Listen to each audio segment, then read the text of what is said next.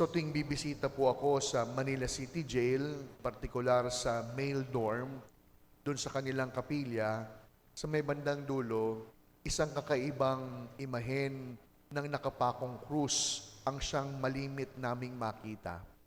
Ito po yung nakapakong krus na walang mga kamay, mga nakapakong krus na walang paa.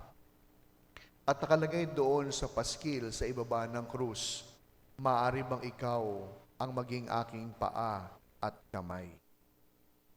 Ngayon po sa ating ebanghelyo, pinamalas ni Jesus yung kanyang pagmamahal bilang isang pastol. Hindi lamang kasi simpleng awa o pagkahabag ang kanyang naramdaman. Alam niyo, ang ginamit pong salita sa pag-translate ng Bible ay Griego, na kung saan ang ibig sabihin daw po nung kanyang naramdaman ay splagdizomai. Ibig sabihin, tumaob yung kanyang sikmura. Splagdizomai.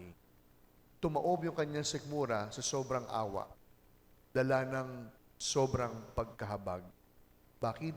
Sapagkat nakita niya ang maraming tao na parang mga tupa na walang pastol. At dahil sa kanyang nasaksihan, tumaob yung kanyang sikmura, kaya't merong ginawa. Sa pagtaob ng kanyang sikmura, hindi lang po nagturo si Jesus upang lamnan ang kumakalam na tiyan. Ibig din ni Jesus na sila'y busugin.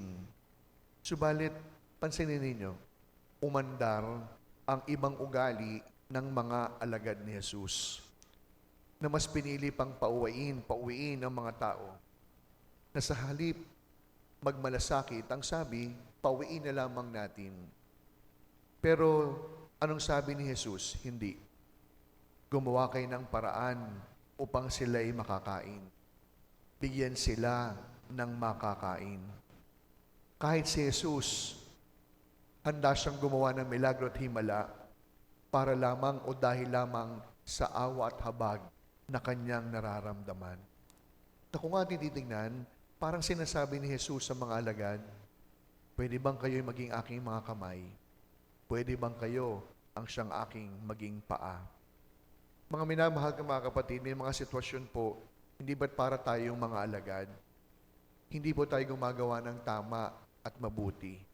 Hindi dahil tayo ay masama, kundi hindi natin pinipili yung tama at mabuti sapagkat una, ibig natin maging praktikal. Maging praktikal na parang ayon sa maalagad, hala, 200 denaryo po ang gagamitin upang pakainin ganito kadami. Maging praktikal. Na marahil sa panahon natin ngayon, ang unang praktikal na paraan, sasabihin ng iba, wala na nga akong makain, magbibigay pa ba ako? Kung kami nga mahirap, tutulong pa ba ako? Pero pansinin po ninyo, hindi po nakontento si Jesus sa naging sagot ng kanyang mga alagad. Meron siyang ginawa.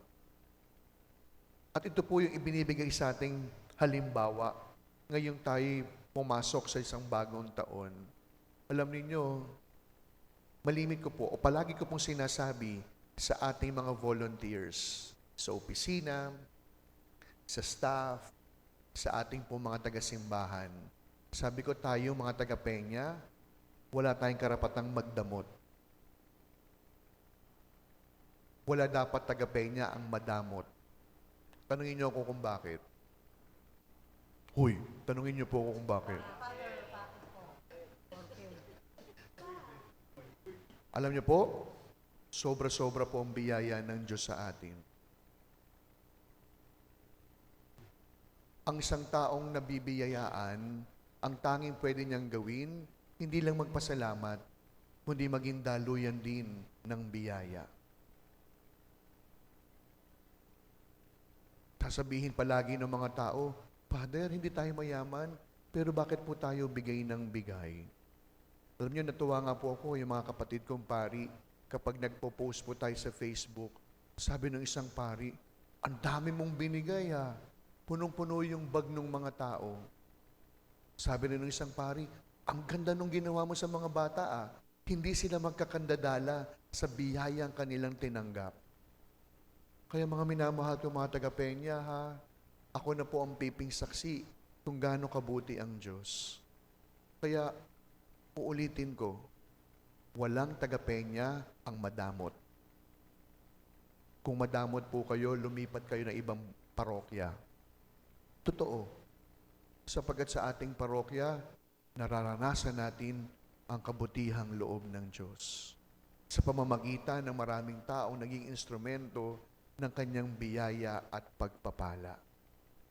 Kaya, mga minamahal kong parokyano, tatandaan niyo po ito. Hindi po sa patadahilan na tayo'y mahirap upang hindi magbigay. Hindi sa patadahilan na walang-wala upang hindi magkaloob.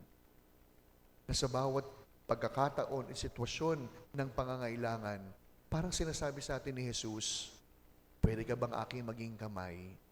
Maaari bang ikaw ang siyang aking maging paa? Kaya sa pagpapatuloy po ng ating pagdiriwang, lagi nating pakakatandaan, tayo mga tagapenya, hindi lamang dapat nagpapasalamat, kundi dapat tumatanaw din ng utang na loob. At paano tatanaw ng utang na loob? Ang maging paa at kamay ng Diyos para sa kapwa. Hindi sapat na dahilan na walang-wala upang hindi tumulong. At lalong hindi sapat na dahilan ng mahirap upang hindi magkaloob. Ngayon, nagdiriwang tayo ng unang triduum sa karangalan ng mahal na Poong Nazareno. Na parang sinasabi sa atin ni Jesus, yung bigat na pasan ko, maaari bang pasanin mo rin? Yung hirap na naranasan ko, maaari bang makibahagi ka? Na parang sinasabi niya, tulungan mo rin ako upang maramdaman ng mga tao, hindi ko sila pinababayaan.